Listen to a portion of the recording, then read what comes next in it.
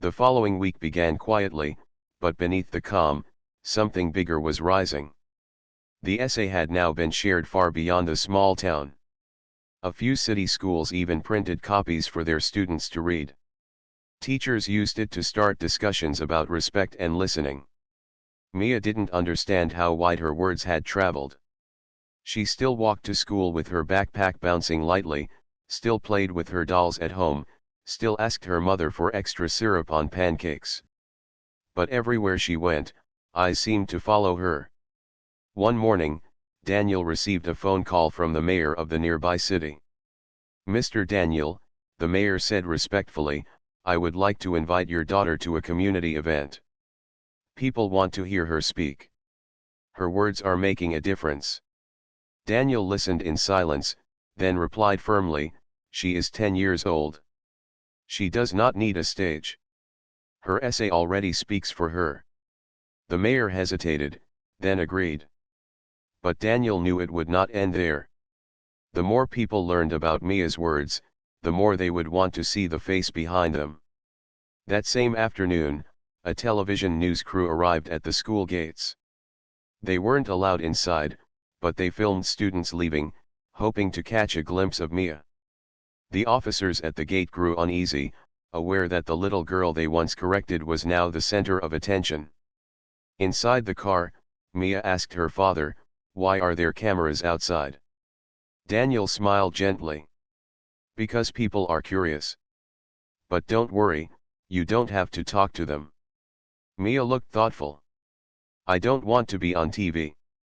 I just want people to be kind to each other." Daniel's heart softened at her innocence. "And that's why they're listening, Mia. Because you speak with a pure heart." At home, Clara grew more concerned. "Daniel, how long can we hide who you are? Reporters are already digging. It's only a matter of time before they find out." Daniel nodded slowly. "I know. But I wanted the focus to stay on Mia's truth, not my title. Soon, though, I will have to step forward." The moment came sooner than expected. By the end of the week, a national newspaper published an article connecting Mia's last name to Daniel. The headline read, "The FBI Director's Daughter Teaches a Nation About Respect." In one night, the story changed. People no longer saw only a child's essay. They now saw the daughter of one of the most powerful men in the country. At school the next morning, whispers filled the halls. Children stared wide-eyed at Mia. Some asked, "Is it true? Is your dad really the FBI director?" Mia blinked, unsure what to say. She had never thought of her father in that way. To her, he was just Daddy, the man who made pancakes and told her bedtime stories. That afternoon, Daniel finally sat down with her at home. He looked serious, but his voice was gentle. "Mia, you may hear many things about me now. Yes, it is true. I work as the director of the FBI. But remember, that doesn't make me more important than anyone else. The most important thing is still the truth you spoke." Mia's eyes widened. "Why didn't you tell me before?" Daniel smiled softly. "Because I wanted you to know that your words matter on their own. Not because of my title, but because they are honest." Mia leaned against him, feeling both surprised and proud. "So, people are listening even more now." "Yes," Daniel said quietly. "But that also means more eyes are watching. You must stay strong, my little one." The news spread fast. Television anchors discussed the story. Commentators praised Mia's courage. Some said the essay reminded them of lessons long forgotten. But not everyone reacted kindly. Some critics argued that the essay only became famous because of Daniel's position. Others questioned whether it was appropriate for a child to be at the center of such attention. Through it all, Daniel remained calm. "Let them say what they will," he told Clara. "We know the truth. Mia spoke before anyone knew who I was." Her words carried power on their own. At school, Principal Harris felt overwhelmed. "This is bigger than us now," he told the teachers. "The whole country is watching." Mrs. Green, however, felt only pride. Let them watch. Maybe they'll learn something from a 10-year-old. One evening, Daniel received an invitation to attend a national conference on community and justice. The organizers specifically asked if Mia could share a few words. Clara looked worried, but Daniel asked his daughter first. "Mia, would you like to do this?" "You don't have to if you don't want to." Mia hesitated. Her small fingers played with the hem of her dress. "Will people be angry if I speak?" "Some may be," Daniel admitted. "But many more will be touched. And remember, speaking the truth kindly is never wrong." After a long pause, Mia whispered, "Then I want to do it. I want to say what I feel." Daniel hugged her tightly. "That's my brave girl." As the day of the conference approached, Mia practiced her words at home. Clara helped her choose a simple blue dress. Daniel listened carefully, guiding her not to speak with anger, but with honesty. On the morning of the event, as the family prepared to leave, Daniel placed a gentle hand on Mia's shoulder. "Today, you are not just my daughter. You are a voice for many children who feel unheard. Speak with your heart, and you will touch theirs." Mia nodded, nervous but determined. She didn't know how many people would be waiting to hear her. She only knew she wanted them to understand. And as they left the house together, the world outside waited, ready to hear from the little girl whose small voice had already traveled so far. The school hallway was busy with the sound of footsteps and chatter as the last bell rang. Children hurried to leave, eager to get home. Among them walked a quiet girl named Mia. She was 10 years old, with dark curly hair tied into two neat braids and bright brown eyes that often searched for meaning in everything around her. She was small compared to others her age, but she carried herself with quiet confidence. Mia loved school, but not every day felt easy. Some children teased her because she was serious, and sometimes even teachers thought she spoke too boldly. That afternoon, as Mia walked toward the front gate, two local officers were standing near the entrance.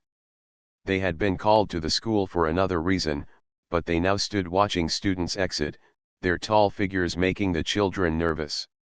One of the officers, Officer Grant, noticed Mia stop to tie her shoe near the gate. He asked her to hurry along, his voice sharp. Mia looked up politely and said, "I'll just be 1 second. My shoe keeps coming loose." Her tone was calm, but her words sounded like she was not obeying quickly enough.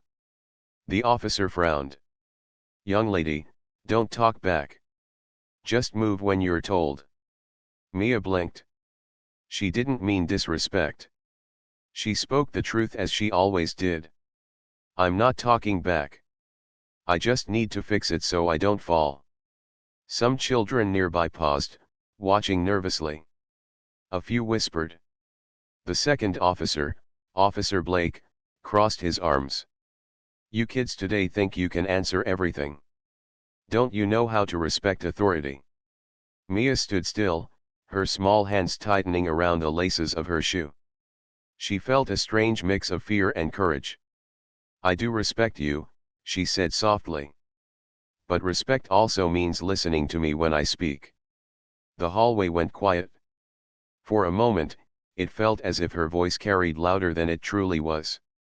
The officers exchanged looks, their pride stung by the child's calm honesty. To them, it felt like defiance.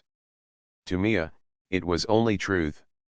"Enough," Officer Grant said firmly. "You need to learn when to keep quiet." Mia lowered her eyes but did not apologize. She finished tying her shoe and walked away, her small backpack bouncing gently on her shoulders. Inside her, however, emotions burned. She did not understand why telling the truth felt like a crime. Unaware to the officers, Mia's father, Daniel, had arrived a few minutes earlier. He usually picked her up on Fridays when work allowed. Dressed in a simple suit, he waited in his car near the gate, watching everything. His eyes narrowed slightly as he saw the exchange. He did not step out yet. Instead, he observed carefully, his mind calm but alert.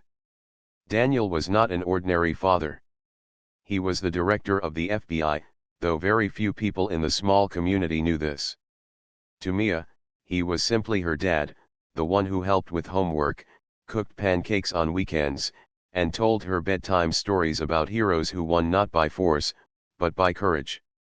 When Mia reached the car, Daniel smiled warmly. "Hey, champ. How was school?" Mia opened the door and slid into the seat quietly. For a moment, she didn't answer. Daniel noticed her silence, his father's heart alert to every shift in her mood. "What happened?" he asked gently. Mia's voice trembled slightly, though she tried to sound strong. "The officers, they thought I was rude. But I wasn't. I just said what I needed to say." Daniel glanced toward the gate where the two officers still stood, talking to each other as if nothing had happened. He placed a hand on Mia's shoulder. "You told your truth?" She nodded. "Yes. But they didn't want to hear it." Daniel took a deep breath, his eyes steady. He had spent years teaching others about fairness, about justice, about listening even when it was inconvenient. To see his daughter experience this small but painful moment struck him deeply. "Mia," he said softly, "sometimes the world is not ready for honest voices. But that doesn't mean you should stop speaking." Her eyes lifted to him, searching his face. "But it hurt, Daddy. I felt like I was wrong for just being me." He pulled her gently into a hug, his voice firm yet tender. "You are never wrong for being true to yourself. Remember, strength is not in shouting the loudest. Strength is in standing calm when others misunderstand you." The ride home was quiet for a while. Mia looked out of the window, her thoughts heavy, but her father's words gave her a small light inside. She wondered if being small meant always being unheard. She wondered if one day people would see her not as a child, but as a person worth listening to. What Mia didn't know was that this small moment would soon grow into something far bigger. The officers thought it was just another day, another child corrected. But Daniel, the man who led one of the most powerful institutions in the country, had seen it all. And he would not forget. For Mia, this was just the beginning of a lesson about courage, respect, and the unseen strength of truth. The weekend passed quietly in Mia's home. Daniel noticed his daughter was more thoughtful than usual. She still laughed at his silly jokes, still helped her mother set the table, but every so often her eyes drifted away, as if she was remembering something that bothered her. On Sunday afternoon, Daniel decided to take Mia for a walk in the park. The autumn leaves were falling, painting the ground in gold and brown. Children ran with kites, families sat on benches, and the air carried the soft smell of roasted corn from a nearby stall. As they walked, Daniel finally asked, "You've been quiet since Friday. Do you want to tell me more about it?" Mia kicked a leaf gently with her shoe. "I keep thinking about what they said. They made me feel small, Daddy. Like my words had no meaning. And everyone around just watched." Daniel listened carefully. He had learned long ago that listening was the first step to healing. "Sometimes silence from others feels louder than words," he said. "But your courage was stronger than their judgment." Mia looked at him. "But what if it happens again? What if people always think I'm being rude when I'm just telling the truth?" Daniel bent down so his eyes were level with hers. "Then you keep telling the truth. Because truth doesn't change just because someone refuses to hear it." Her lips curved slightly into a small smile. "Like Mom says, honesty is our family's rule." He nodded. "Exactly." That night, while Mia was asleep, Daniel sat at his desk at home.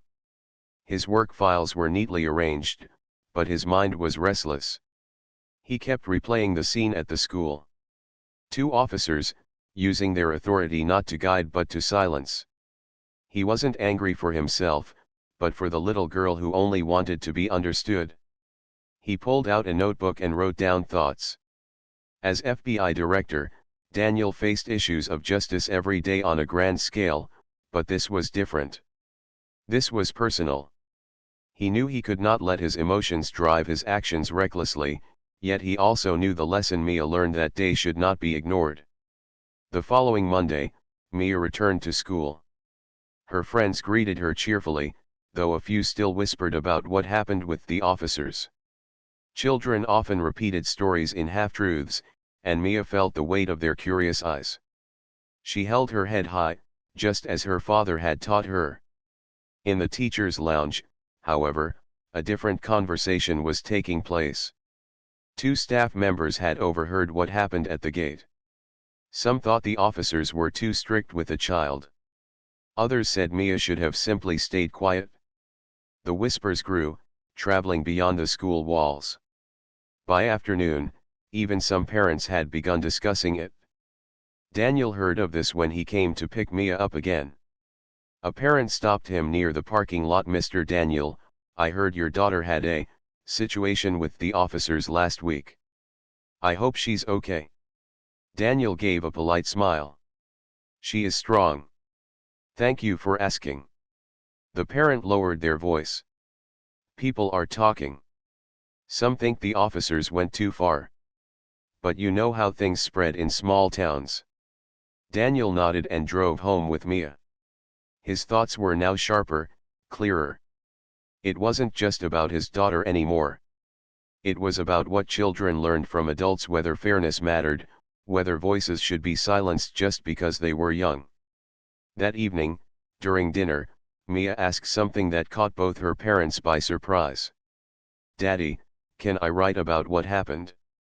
Like a story for my class? Maybe if I write it, people will understand I wasn't trying to be rude." Daniel and his wife exchanged looks. Her mother, Clara, smiled softly. "That's a brave idea, Mia." Daniel leaned forward. "If you write it with kindness. Don't write to blame, write to explain." Mia nodded eagerly. "I want people to know what I felt, not to make anyone look bad." So, the next day, Mia wrote her story. She titled it "When My Words Were Too Small." In simple sentences, she described how she tied her shoe, how the officers misunderstood her, and how it felt when nobody stood up for her. She ended it with a sentence that made even her teacher pause when she read it aloud: "Respect should mean listening, not just expecting silence." The teacher, Mrs. Green, felt a lump in her throat. She knew Mia was right. She praised the work and pinned it on the classroom board. Soon, more children stopped to read it. Some nodded, some whispered, and a few clapped quietly when Mia returned to her seat. News of the little essay spread quickly. Teachers talked, students carried the message home, and before long, even the principal had read it. People began to see the situation differently. What was once a small hallway moment had become a gentle reminder to an entire school community. Meanwhile, the two officers remained unaware of the growing ripple. To them, it was an ordinary day at work. They had no idea that a child's words, written in careful handwriting with pink pencil, were starting to teach others about fairness in a way their badges never had. Daniel watched all this unfold with quiet pride. He had not revealed who he truly was, and he did not plan to, not yet. To him, the greater victory was seeing his daughter turn hurt into hope. He knew this was only the beginning. The world had seen a glimpse of Mia's courage, but soon, much larger eyes would notice. And when that happened, the truth would no longer be whispered. It would be heard. The essay Mia wrote stayed on the classroom board all week. Every day, more students stopped to read it. Some children who had never spoken to Mia before came up to her and whispered, "I liked what you wrote," or "That's how I feel sometimes too." Mia didn't know how to respond at first. She wasn't used to being the center of attention. But slowly, she realized her words were giving others the courage to speak about their own feelings. One afternoon, Mrs. Green, Her teacher called her aside. "Mia, do you know how many students have come to me saying they want to write about their own experiences after reading yours? You started something special." Mia's cheeks warmed, but she smiled shyly. "I just wanted people to understand." "They do," Mrs. Green said softly. "Sometimes a single voice can start a ripple." But while the children admired her courage, not everyone saw it the same way. Some adults whispered that it wasn't proper for a child to challenge authority, even gently. A few parents questioned if the essay should have been displayed at all. The principal, Mr. Harris, found himself caught in the middle. On Thursday morning, he called Daniel in for a meeting. Daniel arrived, calm as always, dressed simply in a dark suit. He shook Mr. Harris's hand and sat across from him in the office. "Mr. Daniel," the principal began, "I want you to know Mia is an excellent student. She's thoughtful, bright, and respectful. But her essay has created a bit of discussion among staff and parents." Daniel raised his eyebrows slightly. "Discussion can be healthy, don't you think?" "Yes," Mr. Harris admitted, "but some people feel it paints law enforcement in a negative way. The officers at the gate that day are well known in the community. They say they were only doing their job." Daniel leaned back, his voice steady. "My daughter didn't accuse anyone. She only described how she felt. There is nothing wrong with that. If adults feel uncomfortable, maybe they should ask themselves why a child's truth bothers them." The principal shifted uncomfortably. He hadn't expected Daniel to be so direct, yet polite. "I agree with you, but I'm under pressure. Perhaps we can move her essay into her personal folder, rather than keep it public." Daniel gave a small smile. "With respect, Principal Harris, the lesson here is not for Mia alone. It's for everyone. Taking her words down would only prove her point that children's voices are too often silenced." Mr. Harris looked at him, sensing there was more to this man than he showed. He didn't argue further. The essay stayed on the board. That same week, something unexpected happened. A local newspaper reporter visited the school for an unrelated event. While walking through the hallway, she noticed the essay pinned neatly on the board. Curious, she read it, her heart stirring as she reached the last line: "Respect should mean listening, not just expecting silence." The reporter asked Mrs. Green if she could feature the essay in the paper's Young Voices section. Mrs. Green hesitated but eventually agreed, after getting approval from the principal. Daniel and Clara were asked for permission too. At first, Daniel was unsure. He didn't want Mia thrown into the spotlight. But Clara reminded him, she wanted people to understand. Maybe this is her chance. So Daniel nodded. Let her words travel.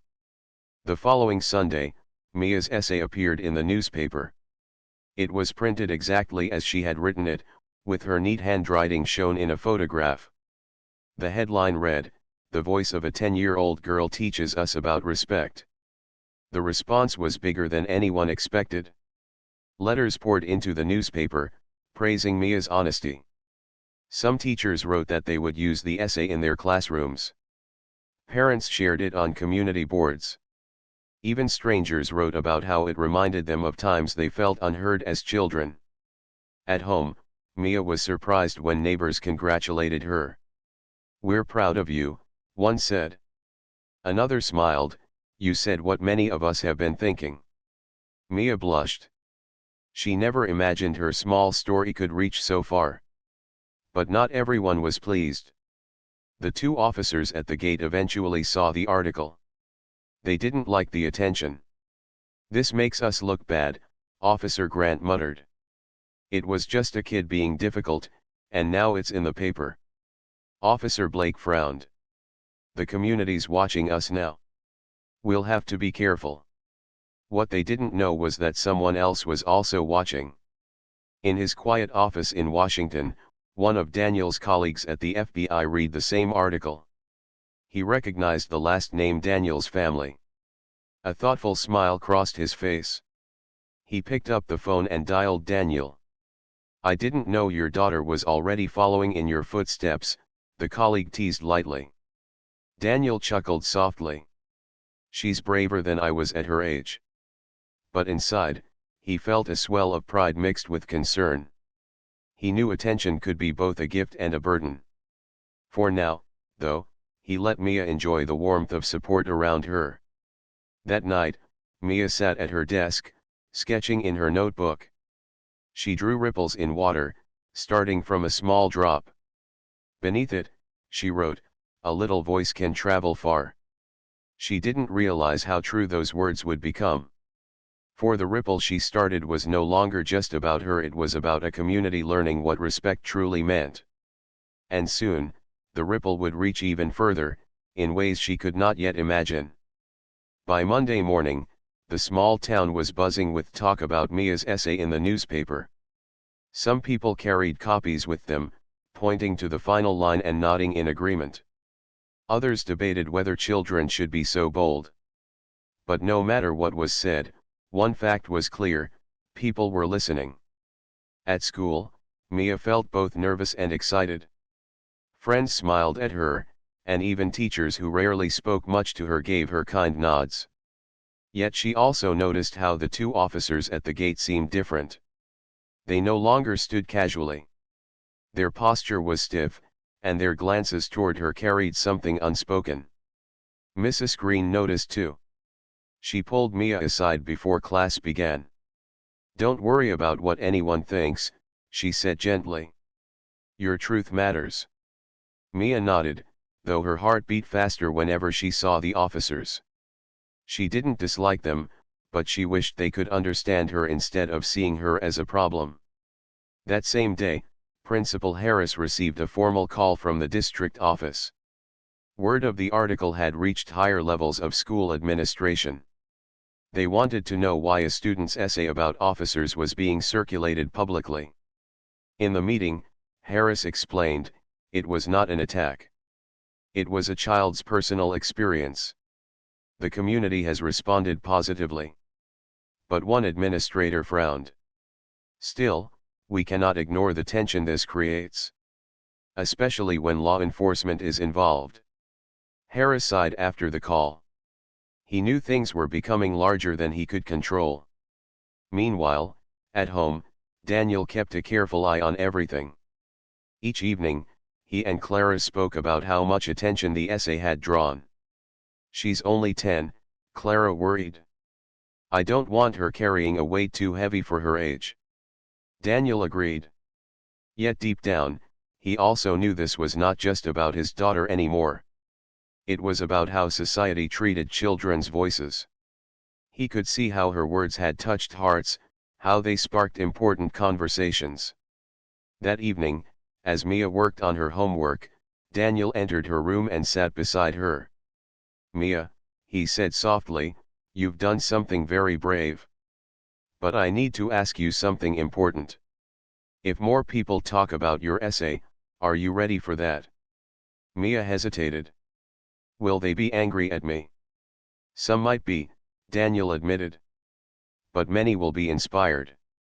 Courage sometimes means walking a road where not everyone claps for you." Mia thought about it for a long moment. Then she nodded. "I don't want to be famous. I just want people to listen." Daniel smiled, his heart swelling with quiet pride. "That's the best reason of all." The next day, the ripple grew again. A larger newspaper from the nearby city picked up the story, printing it under the headline, "10-year-old girl teaches adults about respect." This time, the response spread beyond the small town. Letters, phone calls, and even emails began reaching the school. Some praised the essay. Others criticized it. But through it all, the little girl's words were being read far and wide.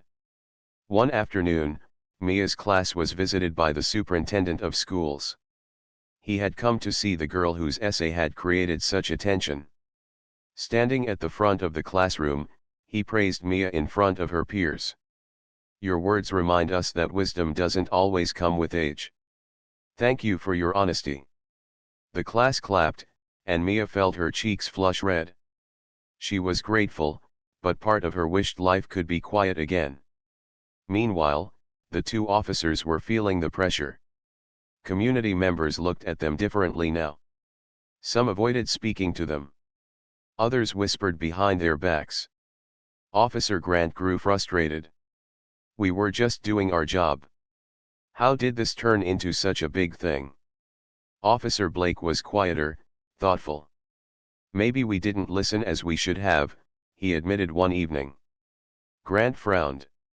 She's just a kid. Blake shook his head. Sometimes kids see more clearly than we do. It was the first time either of them had questioned their own actions. Back at home, Daniel received another phone call, this time from a government official in Washington. They wanted to know if he was related to the child in the article. Daniel's calm voice answered, "Yes, she is my daughter." There was silence on the other end for a moment. Then the official spoke carefully. "Your family's values are being noticed. This could open important conversations at national levels." Daniel ended the call, sitting in thought. He had spent years speaking about justice in high offices, but somehow, his daughter's small essay was reaching hearts in ways speeches never did. Later that night, Clara sat beside him. "You haven't told anyone about your position yet," she said softly. Daniel shook his head. "No. Right now, the focus should stay on Mia's words, not my title. People should listen because her truth matters, not because of who I am." Clara smiled, though her eyes shone with worry. "You're protecting her the best you can." Daniel looked toward Mia's bedroom door. "She has already shown more courage than most adults. My job is to make sure her light doesn't get dimmed." The days passed, and the story continued to spread. Mia remained humble, still playing with her friends, still doing her schoolwork, still asking for pancakes on Sunday mornings. To her, life felt normal except that more and more people were now listening when she spoke. What Mia didn't know was that the ripple she created was about to reach a place she had never imagined, the very halls of power where her father worked. And soon, the world would learn that behind the little girl's voice stood a man with one of the most powerful positions in the country, her father, the director of the FBI. The following week felt different for Mia. Wherever she went, people seemed to recognize her. In the grocery store, an older woman leaned down and whispered, "Your words touched my heart, dear." At church, a man told her parents, "Your daughter has more wisdom than many adults." Mia didn't know what to say. She only smiled politely. Inside, she still felt like the same girl who tied her shoes at the school gate. At school, her classmates began to treat her like a leader. Some asked her to read their stories before they showed the teacher. Others wanted to sit near her during group work. For the first time, Mia felt what it was like to be listened to without question. But along with the attention came pressure. Not everyone was kind. A few students teased her, saying she only wanted to be famous. One boy muttered, "You think you're better than us just because you were in the paper." The words stung, but Mia remembered her father's advice. Strength was not in shouting back, but in staying calm. So she said nothing and walked away, though her heart felt heavy. That afternoon, as Daniel picked her up, he noticed her quiet face. "Tough day?" he asked gently. Mia nodded. "Some kids don't like me now. They think I'm showing off." Daniel placed a hand on the steering wheel, thinking. "Mia, when light shines, it makes shadows. Not everyone is ready for it. But remember, you didn't write to be famous. You wrote to be honest. That truth still stands." Mia's eyes softened. "I just want things to feel normal again." Daniel gave a small smile. Normal is not always where change happens. Sometimes, being different is what the world needs. Meanwhile, in the community, the essay was still a topic of conversation. The newspaper had received letters from beyond the town, and even a television crew had called, asking if they could interview Mia. The principal, overwhelmed, contacted Daniel. "Mr. Daniel," he said nervously over the phone, "this has grown beyond the school's control. A news channel wants to visit. They want to speak with Mia." Daniel thought carefully before replying. "No. She is a child. She doesn't need cameras in her face. Her essay has already spoken. That's enough." The principal agreed, relieved. But the story did not end there. In Washington, conversations had already begun. Daniel's colleagues knew the truth now that the girl in the article was his daughter. Some admired it, others were surprised, but all agreed that her words carried unusual power. At home, Daniel remained silent about his position. He wanted Mia to learn that courage mattered on its own, not because of titles. Yet deep inside, he knew the time would soon come when his role would no longer remain hidden. One evening, Clara noticed Daniel sitting quietly by the window, lost in thought. "You've been carrying something heavy," she said softly. Daniel nodded.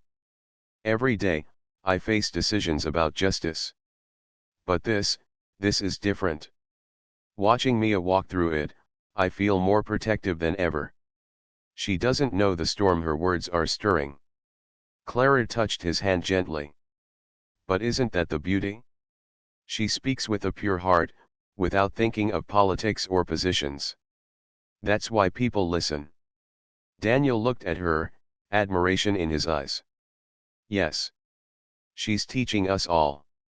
The next morning, something happened that brought everything closer to the surface. As Mia entered the school, she saw the two officers again. This time, Officer Blake gave her a small nod. It wasn't much, but it was different from before. Mia blinked, surprised.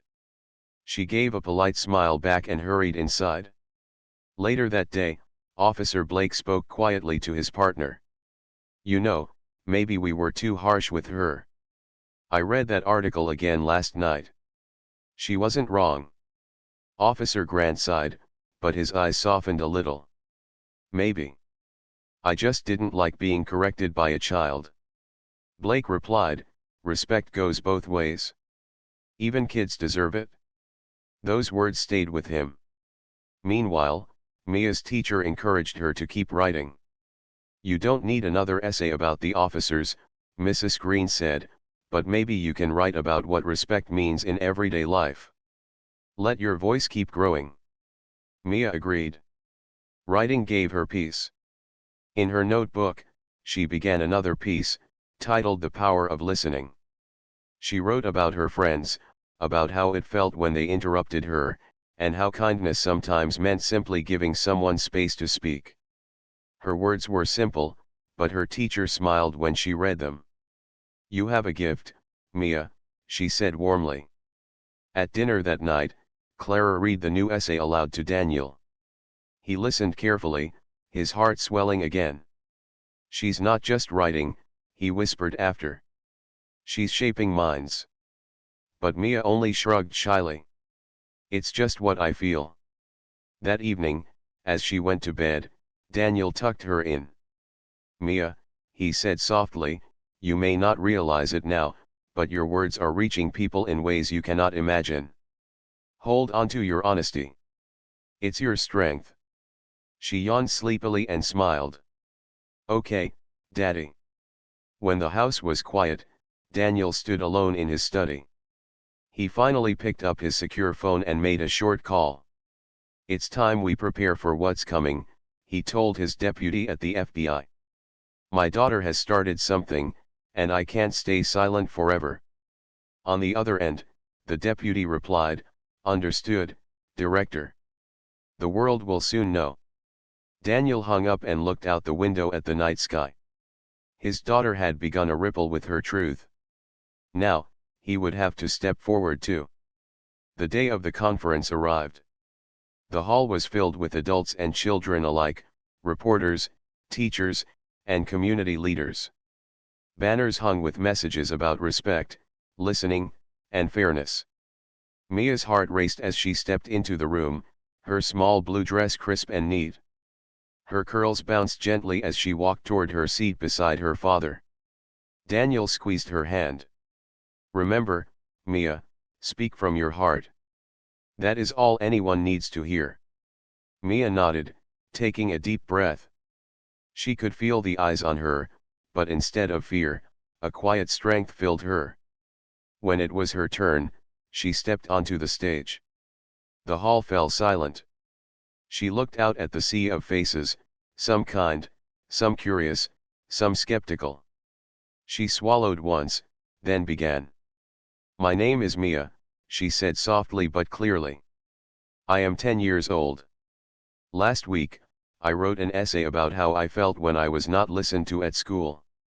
Some people said I was rude. Some people said I should stay quiet. But I wasn't trying to be rude. I was trying to speak the truth." Murmurs of understanding spread through the audience. Mia continued, her voice gaining strength. "Respect is not only about following rules or being quiet. Respect is also about listening. Even when someone is small, even when someone is young, their words have value. Everyone deserves to be heard." She paused, letting the words sink in. Some adults nodded, and a few children whispered to each other, "She's right." "My father taught me," Mia added, "that courage is not shouting the loudest. Courage is standing calm and true, even when others misunderstand you." I hope that we can all learn to listen to each other, no matter our age. The room was silent for a moment, then applause began. First a few hands, then the entire hall erupted in clapping. Mia's face lit up with a smile she had never felt before. People were listening. Not just reading her words, not just hearing them casually, they were truly listening. After the speech, reporters came forward. Many asked questions about her essay. Mia answered simply, clearly, and honestly. She never spoke about her father's position unless asked directly. When someone did ask, she only said, "I am proud of my father, but my words are mine." Backstage, Daniel hugged her tightly. "You were amazing," he whispered. "You did exactly what I knew you could do." Mia hugged him back, smiling shyly. "I just told the truth, Daddy." The story spread quickly. Television channels broadcast clips of Mia's speech. Newspapers printed her words. Social media shared videos of her calm, confident voice. Soon, her message of respect and listening reached thousands, even millions of people across the country. Meanwhile, the two officers who had once corrected her at the school gate watched the news. Officer Blake shook his head slowly. "I was wrong," he said quietly. "We didn't listen. She showed us what respect really means." Officer Grant remained quiet, thoughtful. For the first time, he understood that authority was not only about rules, it was about understanding, fairness, and kindness. At home, Clara and Daniel watched Mia's interviews. Clara wiped a tear from her eye. "She's making the world better, Daniel. And she's only 10. Daniel nodded, proud yet careful. "It's her courage, not my title, that is changing minds. That's what matters." Mia continued to write, inspired by the experience. She wrote stories for her friends, poems for her teachers, and letters to children in other schools. Each piece carried the same simple message: truth matters, kindness matters, and every voice counts. Months later, Mia's essay and speech were included in school curriculums across the region. Children discussed them in classrooms, wrote their own essays, and learned to listen to each other. Adults reflected on their actions and began teaching fairness with more care. One evening, after a long day of interviews and schoolwork, Mia sat with her father on the porch, watching the sunset. "Daddy," she asked, "do you think I can make a difference even when I'm small?" Daniel smiled, his eyes reflecting the fading sunlight. "Mia, you already have. Size doesn't matter. Your courage, your honesty, and your heart matter more than anything. You've shown the world that one voice, no matter how small, can change many. Mia leaned against him, feeling safe and proud. I just want people to be kind to each other. You will inspire that kindness, Daniel said softly. You've already begun. That night, as she went to bed, Mia felt a quiet sense of peace. She had faced misunderstanding, judgment, and attention she never asked for. Yet she had remained true to herself. Her words had traveled further than she ever imagined, touching hearts, teaching lessons, and changing minds. And though the world now knew the daughter of the FBI director, Mia understood something far more important: the strength of honesty, the power of courage, and the importance of standing calmly for what is right. Her small voice had created a ripple. And that ripple had grown into a wave of understanding that reached far beyond her school, far beyond her town, and far beyond anything she could have imagined. Mia closed her eyes, finally able to rest, knowing that she had done exactly what she needed to do. She had spoken her truth. And in speaking it, she had changed the world one listener at a time.